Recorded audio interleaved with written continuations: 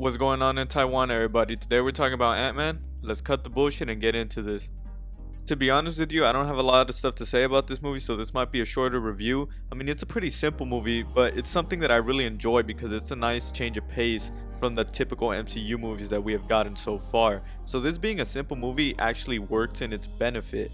But I simply can't overlook the fact that it has a lot of bad moments, and that really holds it back from being an overall good film.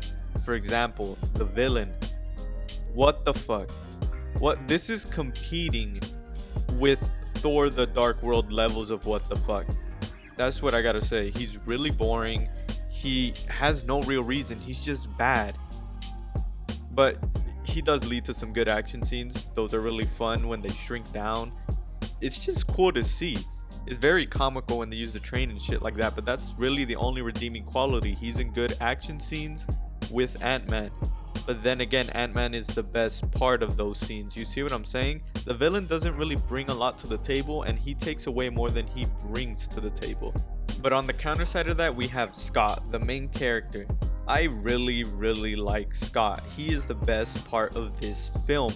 He's very relatable. His motivations to be a good father to his daughter, who can't agree with that? Who cannot see his motivations? Maybe you won't go to his lengths, but maybe that's what makes him a better character than other people we have seen in the MCU. You see, he's way more relatable than the likes of Iron Man. Although I think Iron Man is a better character, I don't have that relatability to being a billionaire playboy philanthropist. But when it comes to Scott, I can relate to him. At the end of the day, he's just a dude that's trying to provide for his daughter. But there's more that his character also provides than this relatability and good sense of direction. He's funny. Yeah, maybe the jokes don't land all the time, but most of the time for me, they hit.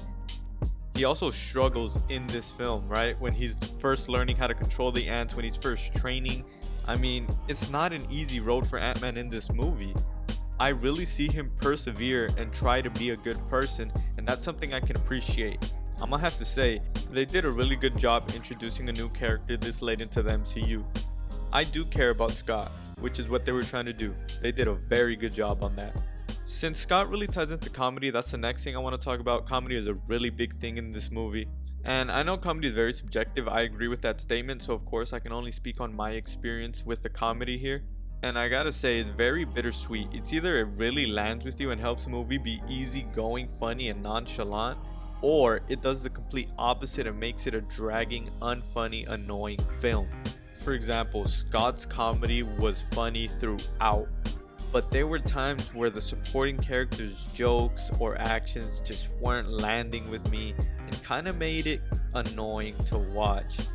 You see, it was kind of either or for me. It's either it landed or it missed the mark completely. But I gotta give this movie respect. It does what it does, and it does it pretty solidly. It's not trying to be anything too complex. It's not trying to do anything too special. It's not trying to reinvent the wheel. It's just a solid movie. With that said, I think I'm ready to give this thing a score. I'm gonna have to give Ant-Man a score of 5 out of 10. It's pretty average to me. It has a lot of good qualities, it has a lot of bad qualities that counteract each other. With that said, it's still a pretty solid film. But let me know what you guys thought about it. Did you love it, or do you despise this film? Anyways, that's pretty much it for me, and I'll catch on in the next one. Later.